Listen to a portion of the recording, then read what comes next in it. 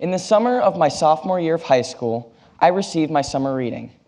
And I expected to get some light reading, some 200 to 300 page books, right? Some easy reads. But my predictions were completely wrong, because what they handed me was a huge 10-pound envelope full of papers and what I thought was a brick. Of course, inside was not actually a brick, it was a book. Inside was the Count of Monte Cristo, a 1,300-page epic consisting of 117 chapters. Now, notice I used the word epic, because it is one of the most difficult books to read. I mean, even the audiobook would take 52 hours to listen to. And if you don't know how long that is, that's about how long it would take for you to go from New York to Alaska on a road trip. So if you're ever insane enough to go on a road trip from New York to Alaska, I know the book for you. But seriously, I thought this was some sort of punishment from my teachers to make me read a book this long during the summer. I actually went up to one of my teachers and asked, do we have to read the entire thing? Oh, okay, gotcha. We had to read the entire book, this 1,300 pages, in just one summer. And this is what I did for my entire summer. My vacations turned into reading time. My hangouts with friends turned into book clubs. This book was attached to me at all times. But I can confidently say that it was one of the most enjoyable summers I've had. Because once I started reading this book, I noticed that I couldn't stop. I would spend 2 to 3 hours in my room every day reading, because I was incredibly engrossed in the story. I was interested, yet horrified of the main character, a man who had dedicated his life to ruining the lives of those who had ruined his. I was drawn to the interwoven stories of love, betrayal, anger, hope, and revenge. I was drawn to the issues of human nature. Now, prior to this experience, I would have much rather just sat down, watched the movie, grabbed my snacks, and gotten all of it over with, right? But instead, I took the time to notice the care, detail, and artistic expression the author used, and it truly caught my attention. And as I went deeper and deeper into this book, I began to fall in love with the characters. I began to empathize with their stories, and I learned important lessons along the way. And when I had finally finished this book, it felt like I had finished a marathon. I had run the race, and I felt victorious in my achievement. But one thing that a race requires is time and determination, which in a world of instant gratification, where everything is within our pockets, it can become increasingly difficult to find time for truly timeless things. There's a quote by Thomas Edison that I think perfectly captures why we choose YouTube, social media, TV over literature. It says, "Opportunity is missed by most people because it is dressed in overalls and looks like work." And it's hard work to pick up a book or novel, or epic in my case, and sit down and start reading it, because starting is the hardest part of any task. The Pew Research Center reported last year that nearly a quarter of American adults had not read a single book. That means that they hadn't opened up a hardback, listened to an audiobook, or fired up their Kindle. They said the number of non-book readers had nearly tripled since 1978. So if you think about that for a second, count 4 people in your row, right? One of you has not even tried to read a book at all this year. Many of us in this room often want to resort to the simple and convenient, and I wouldn't blame you, because reading is hard. Here's an example.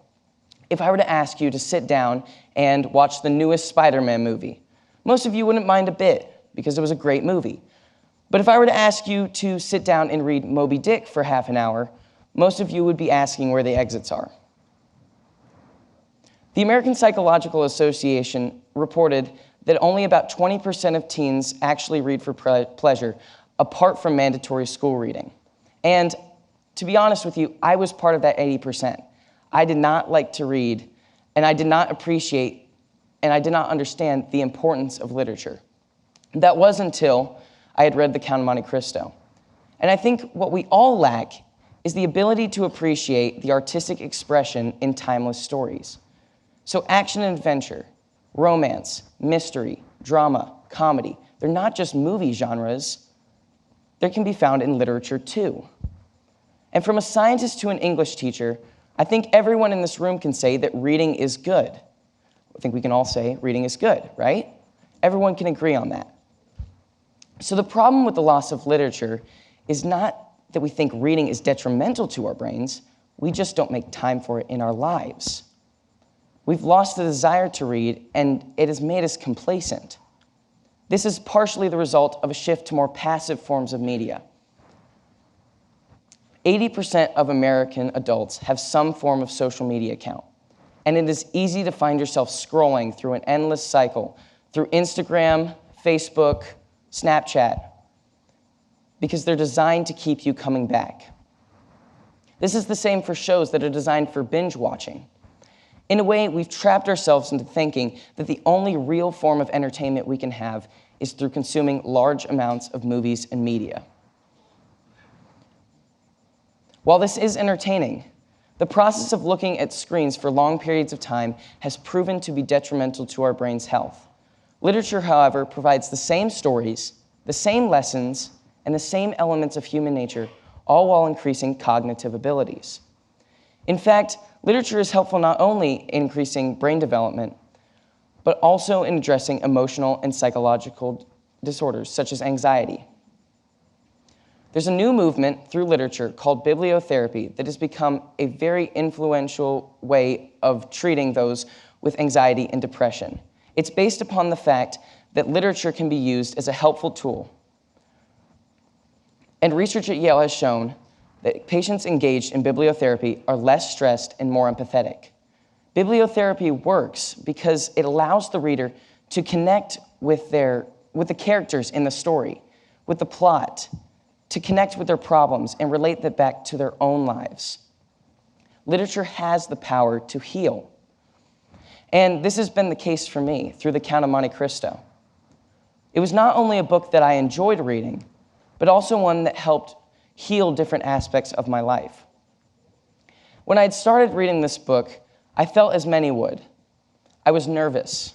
I was anxious. I didn't want to take the risk of starting. But as I took the book page by page, the task got easier and easier. And as I went deeper and deeper into this story, the characters came alive, and I built my own world inside my mind. Along with the vividness and detail, I found that I related to the main character in a profound way. As a kid, I struggled with ADHD, and I still do. I lose things all the time. I can't remember half the stuff that I write down, and I get angry a lot. I have a pretty short temper. And one evening, when I was arguing with my parents about schoolwork, grades, keeping my room organized, silly arguments with my parents, I remembered the Count from The Count of Monte Cristo. He was ruthless and unleashed all his anger upon his enemies. And I realized that sometimes in my heart, I could be just like him. Of course, I wasn't trying to plot the elaborate overthrow of an entire family line like the Count, but I definitely was trying to create distance between me and my parents. So that night, as I was remembering what the Count did to get revenge on his enemies, I realized that I didn't want to keep creating a divide between me and my parents. So I went downstairs, and the only thing I said to my parents was, "Mom, Dad, I don't want to fight anymore." My dad came over to me, gave me a hug, and said, "Neither do I." And in that moment, I realized that literature truly has the power to heal relationships and change lives. But maybe you say to yourself, "Well, I'm not really a book person," or "I just don't have time for a book." Well, if you have time to scroll through social media or binge watch your favorite Netflix show, then you have time for a book. Remember, literature has the power to heal and change lives. Today, I'm hoping that it will change yours. Make time to find your book. Make time for the timeless things. Make time for the artful stories and the compelling characters that are brought to life between the pages. Because once you do, you may find yourself there too.